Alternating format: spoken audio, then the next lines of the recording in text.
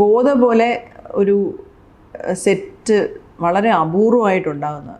ഇന്നും ആ ഒരു ഗോദയിലെ ആൾക്കാർ തമ്മിലുള്ള ഒരു വൈബ്, ആ ഗ്രൂപ്പ് തമ്മിലുള്ള ഒരു ബോണ്ടിങ് ഉണ്ട്. അതിൻ്റെ മെയിൻ ആൾ ടൊവിനോയും ബേസിലുമാണ്. അവർ രണ്ടുപേരും ഗോദയിലെ ആൾക്കാരോടും അവൻ്റെ ടീം മെമ്പേഴ്സിനോടും കാണിക്കുന്ന ഒരു സ്നേഹം ഭയങ്കര പ്രത്യേകതയാണ്. അത് എല്ലാവരുടെയും ഒരു എനിക്കൊന്നൊരു പ്രത്യേക തരത്തിലുള്ളൊരു തുടക്കമായിരുന്നു എന്ന് തോന്നുന്നു. ഭയങ്കര ഒരു ബോണ്ടായിരുന്നു ആ സെറ്റിൽ. ഡയറക്ടർ ഒരു നിങ്ങളെയൊക്കെ അഭിനയിപ്പിക്കുമ്പോൾ എങ്ങനെയാണ് ഒരു സ്പെഷ്യാലിറ്റി വന്നത്? കാരണം എപ്പോഴും ചിരിച്ചുകൊണ്ടിരിക്കുന്ന ഒരു മനുഷ്യനാണ്. അതെ, പ്രത്യേകം ഞാൻ വിചാരിക്കും അപ്പുറത്തേത് കിളികളൊക്കെ പറന്നു പോയ പോലെയാണ് ബേസിൽ ചിരിക്കുന്നത്. പെട്ടെന്ന് ഇങ്ങനെ ഒരുപാട് കിളികൾ ഒരുമിച്ച് പറഞ്ഞാൽ എങ്ങനെ ഇരിക്കും അതുപോലെ. അയ്യോ, ബേസിൽ ഭയങ്കര അടിപൊളിയാണ് ബേസിൽ. ആസ് എ പേഴ്സൺ അടിപൊളിയാണ്, ആസ് എ ടെക്നീഷ്യൻ അടിപൊളിയാണ്, ആസ് എ ആക്ടർ ട്രെയിനർ അടിപൊളിയാണ്, സിനിമയെ കാണുന്ന വിധം അടിപൊളിയാണ്, ആസ് എ ഫ്രണ്ട് അടിപൊളിയാണ്.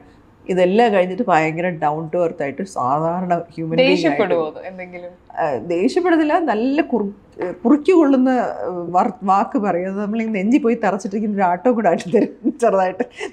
നമ്മൾ വലിയ കൊനിഷ്ടൊക്കെ ചോദിച്ചാലേ ഉള്ളൂ, അല്ലെങ്കിൽ കുഴപ്പമില്ല. ഉദാഹരണത്തിന് ഞാൻ ഇങ്ങനെ എല്ലാവരെയും ചേർന്ന് വിളിക്കും.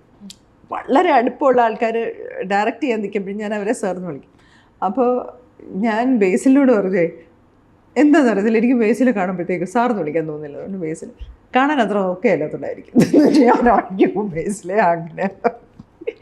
പിന്നെ എനിക്ക് സാറെന്ന് വിളിക്കണം അല്ലയോ, അതുകൊണ്ട് സെക്കൻഡ് പോലും താമസിക്കാതെ അങ്ങനെ കൗണ്ടർ വന്ന് ഞാനങ്ങ് അയ്യോ ഞാൻ എന്തോ ഉദ്ദേശിച്ചത് ഞാൻ തന്നെ മറന്നുപോയി എന്നുള്ളൊരവസ്ഥയിൽ വെച്ചാൽ നമുക്കൊരു വാത്സല്യമൊക്കെ തോന്നുന്നുണ്ടായിരിക്കും അങ്ങനെ വിളിക്കാത്തത്. പക്ഷേ സീൻ പറഞ്ഞു തരുന്നതൊക്കെ നല്ല രസമാണ്, ഭയങ്കര രസമാണ്. എത്ര ചിരിക്കണം, എത്ര ഈ ടീച്ചർ എങ്ങനെയാണ്, ടീച്ചറുടെ സ്വഭാവം എങ്ങനെയാണ്, ടീച്ചർ അത് ബേസിൽ നമ്മളെ അങ്ങ് മോൾഡ് ചെയ്ത് കഥാപാത്രത്തിലോട്ട് അങ്ങ് പ്ലേസ് ചെയ്യും. കാരണം നമ്മുടെ വീട്ടിലൊക്കെയുള്ള അമ്മേനെ പോലെ നമുക്ക് ബേസിലിൻ്റെ അമ്മയെ പോലെയായിരുന്നു. ബേസിൽ അങ്ങനെ പറഞ്ഞു, എൻ്റെ അമ്മയെ പോലെയാണ് കുറച്ച്, ഞാൻ അങ്ങനെയാണ് അതിനെ ട്രീറ്റ് ചെയ്തിരിക്കുന്നത്. അപ്പോൾ കറക്റ്റായിട്ട് തേച്ചുകൊണ്ടിരിക്കുമ്പോഴത്തേക്ക് ഒരു ഹാഫ് സ്മൈൽ വരെ, ചേച്ചി അത്രയും വേണ്ട, കുറച്ച് കുറവ് ചിരിച്ചാൽ മതി, അത് അത്രയും ചിരിക്കത്തില്ല അവരുടെ മുഖത്ത് അത്ര ചിരി വരത്തില്ല. അങ്ങനെ ഭയങ്കര സൂക്ഷ്മമായിട്ട് പറഞ്ഞു. ഞാൻ ഫസ്റ്റ് ഡേ ചെന്നപ്പോഴത്തേക്ക് ലോങ് സീക്വൻസ് ആണ് ഈ കയ്യിൽ പിന്നെ ഇതെടുത്തിട്ട് ഇത് മുഴുവൻ എന്താ പച്ചക്കറി ഐറ്റംസ് ആണല്ലോ, മീൻ വന്നില്ലേ എന്ന് ചോദിച്ചിട്ട്. അപ്പോൾ മീനോ ചോദിക്കുമ്പോൾ ഇനി മേലെ നീ അവർ ചോറ് വരെ കൊടുക്കരുതെന്ന് ആരും പറഞ്ഞു. എനിക്ക് മീൻ വേണം എന്നൊക്കെ പറഞ്ഞിട്ട് ആ ലോങ് സീക്വൻസ് അവസാനം നിന്നിട ഈ കുക്കറോ എന്ത് കുന്തോ ആണെങ്കിലും ഇതിനകത്ത് കയറുന്നത്. ഇവിടെ ഒരു വെജിറ്റബിൾ പച്ചക്കറി അഭയാർത്ഥി വന്നിട്ടുണ്ടെന്ന് പറയും, ഇപ്പോഴും ഓർമ്മയുണ്ട് ഡയലോഗ്. പച്ചക്കറി അഭയാർത്ഥി വന്നിട്ടുണ്ട്, അതുകൊണ്ട് ഇതെല്ലാം എടുത്തുകൊണ്ട് ഔട്ട് എന്ന് പറയുന്ന ആ സീക്വൻസാണ് ഫസ്റ്റ് ഡേ എടുത്തത്. അപ്പം തന്നെ നമ്മളത് ആ ഒരു 3-4 ടേക്ക് എടുത്തു. അത് ഗോദയിലെ ആൾക്കാരെന്ന് പറയുമ്പോൾ ഒരു സ്പെഷ്യലാണ് എല്ലാവർക്കും അങ്ങോട്ടും ഇങ്ങോട്ടും. അത് ടൊവിനോ അങ്ങനെ തന്നെ അത് കൊണ്ടുപോവുകയും ചെയ്യുന്നുണ്ട്. ഗോദയിലെ ആൾക്കാരെന്ന് പറയുമ്പോൾ എല്ലാവരെയും ചേർത്ത് പിടിക്കുന്ന, ഇപ്പം ജിതിൻ്റെ ഡേറ്റ് കൊടുത്തു, അങ്ങനെ ഒരു ഭയങ്കര ഒരു സ്നേഹമുള്ള ഒരു പയ്യനാണ് ടൊവിനോ. അപ്പോൾ ഭയങ്കര വാംത്താണ് ടൊവിനോയ്ക്ക്. അപ്പോൾ ആ ഒരു അത് ഗോദ സംഭവിച്ചതാണ് എൻ്റെ കരിയറിൻ്റെ എല്ലാത്തിൻ്റെയും തുടക്കം. അതെ, ശരിക്കും.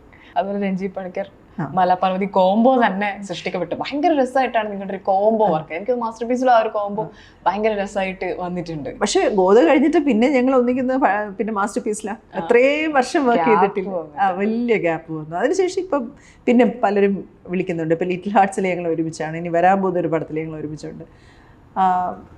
മണിക്കരൻ്റെ കൂടെ വർക്ക് ചെയ്യുന്നത് ഒരു ഇത്രയും നമുക്ക് ഈസ് ആവാൻ പറ്റുന്ന ഒരാളില്ല. നമ്മളെ ഭയങ്കര കംഫർട്ടബിൾ ആക്കും. ഒട്ടും ജഡ്ജ്മെൻറ്റിലല്ല. ഇപ്പം മാസ്റ്റർ പീസിലൊക്കെ നമ്മളിങ്ങനെ തലക്കടിച്ച പോലെ ഡയലോഗ് പറയുമ്പോൾ അപ്പുറത്തിരിക്കുന്ന ആക്ടറിന് കുറച്ച് ഈഗോ, പേഴ്സണ് വർക്ക് ചെയ്താലല്ലേ, വ്യക്തിക്ക് വർക്ക് ചെയ്താലേ നമുക്കൊന്നും ചെയ്യാൻ പറ്റില്ല, നമുക്ക് അഭിനയിക്കാൻ പറ്റത്തില്ല. നമ്മൾ പേടിച്ചിട്ടായിരിക്കും ചെയ്യുക. എല്ലാ പ്രാവശ്യവും കഴിഞ്ഞ് ചേട്ടാ സോറി എന്ന് പറയേണ്ടി വരും. പക്ഷേ പറയേണ്ടി വന്നിട്ടുണ്ടോ? ചിലപ്പോഴൊക്കെ. രഞ്ജി പണിക്കരുടെ കാര്യത്തിൽ അങ്ങനെയില്ല. അദ്ദേഹത്തിൻ്റെ പേഴ്സൺ ഇല്ല. പേഴ്സൺ അവിടെ വർക്ക്, ക്യാരക്ടർ മാത്രമേ അവിടെ ഉണ്ടാവുള്ളൂ. നമ്മളിങ്ങനെ പ്രോത്സാഹിപ്പിച്ചുകൊണ്ടിരിക്കും, എന്താണ് നീ കാണിക്കുന്നത്, കൊള്ളാമല്ലോ എന്നൊക്കെ പറഞ്ഞിട്ട്.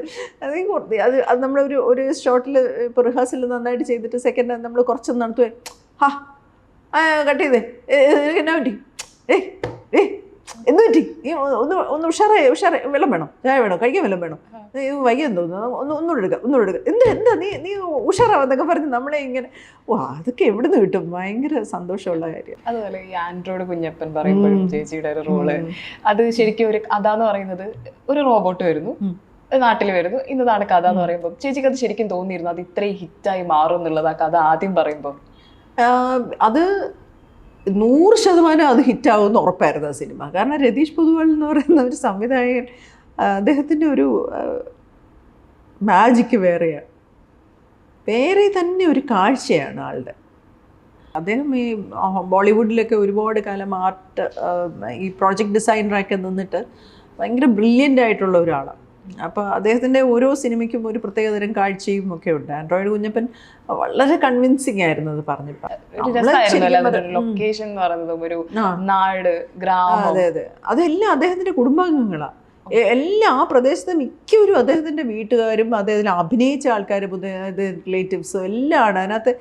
നമ്മളെ മറ്റേ ഒരു ചേച്ചിയില്ലേ ഇങ്ങനെ വന്നിട്ട് കയ്പാണേ കുടിക്കണ്ട, സ്കൈപ്പാ കോളെന്ന് പറയുമ്പോൾ ആ കയ്പാണേ കുടിക്കണ്ട എന്ന് പറയാം. അവരൊക്കെ സാറിൻ്റെ എന്തോ റിലേറ്റീവ്സ് ഒക്കെയാണ്.